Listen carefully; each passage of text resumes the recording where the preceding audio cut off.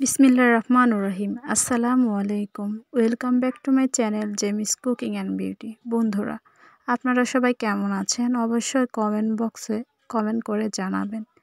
আজকে আমি আপনাদের জন্য নিয়ে এসেছি একদম সহজ ও ইউনিক একটি রেসিপি। আপনারা তো পাকোড়া অনেক রকমই খেয়েছেন। নুডলসের পাকোড়া কি কখনো খেয়েছেন? হ্যাঁ বন্ধুরা, খুব অল্প উপকরণ দিয়ে ঘরোয়াভাবে নুডলসের পাকোড়া তৈরি করে দেখাবো। চলুন তৈরি করে নেওয়া যাক। প্রথমে পাকোড়া তৈরি করার জন্য আমি প্যানে গরম পানি দিয়েছি। গরম পানিগুলো যখন একটু ফুটে উঠবে এই সময় আমি দিয়ে দিচ্ছি নেসলে নুডলস। আমি এখানে 2 প্যাকেট নুডলস ব্যবহার করছি। পানি ফুটে আসলে আমি 2 প্যাকেট নুডলস ভেঙে দিয়ে দিচ্ছি। নুডলসগুলোকে প্রথমে সিদ্ধ করে নিতে হবে। দেখুন,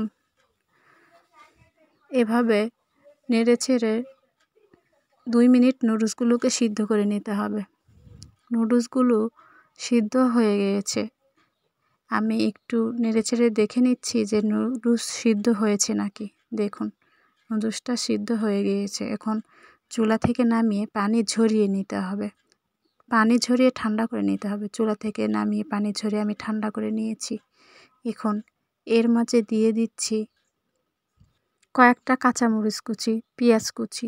আমি প্রথমে পেঁয়াজ কুচি দিয়ে দিচ্ছি, তারপরে দিয়ে দিচ্ছি কয়েকটা কাঁচামরিচ কুচি। এরপর এর মাঝে দিয়ে দিতে হবে হলুদ। আমি হাফ চামচের পরিমাণ হলুদ দিয়ে দিয়েছি। এখন এর পর দিয়ে দিচ্ছি স্বাদ মতো লবণ। দেওয়ার পর সবগুলো উপকরণ ভালো করে মিক্সড করে মেখে নিতে হবে। বন্ধুরা, আমি দিয়ে দিলাম নুডলসের মশলা। 2 প্যাকেট নুডলসের মশলা ছিল, সেই 2 প্যাকেট নুডলসের মশলা দিয়ে ভালো করে মিক্সড করে নিতে হবে। এরপর মিক্সড করা হয়ে গেলে এর মাঝে দিয়ে দিচ্ছি এই চালের আটা। আপনারা চাইলে কর্নফ্লাওয়ার বা ময়দাও দিতে পারেন। আমি এখানে চালের আটা দিয়ে দিচ্ছি 1 কাপ পরিমাণ। চালের আটা দেওয়ার পর আমি মেখে নিয়েছি। এখন ফ্রাই প্যানে তেল গরম করতে দিয়েছি।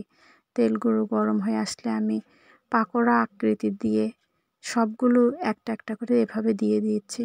এগুলোকে মৃদু আঁচে ভাজতে হবে, তা না হলে পুড়ে যেতে পারে। চুলার আঁচটা মিডিয়ামে রেখে আমি এপিট ওপিট করে ভালো করে নুডলসের পাকোড়াগুলো ভেজে নিচ্ছি। বন্ধুরা, নুডলসের পাকোড়া খেতে খুবই মজার। আপনারা অবশ্যই বাসায় একবার হলে ট্রাই করবেন। আর আমার রেসিপি যদি ভালো লেগে থাকে তাহলে প্লিজ চ্যানেলটি সাবস্ক্রাইব করবেন, লাইক, কমেন্ট ও শেয়ার করবেন। বাসায় মেহমান আসলে এই রেসিপিটি তৈরি করে দিতে পারেন। দেখুন, এভাবে হালকা ব্রাউন কালার করে ভেজে নিয়েছি। সবগুলো চুলা থেকে ভেজে নামিয়ে নিয়ে আমি এভাবে পরিবেশন করেছি টমেটো সস দিয়ে। আপনারা চাইলে মেয়োনিজ বা টমেটো সস দিয়ে পরিবেশন করতে পারেন। আমি এখানে টমেটো সস দিয়ে তৈরি করেছি। টমেটো সসটাও আমি বাসায় তৈরি করেছি হোমমেডভাবে। আপনারা সেই রেসিপিও দেখে নিতে পারেন। সবাই ভালো থাকবেন।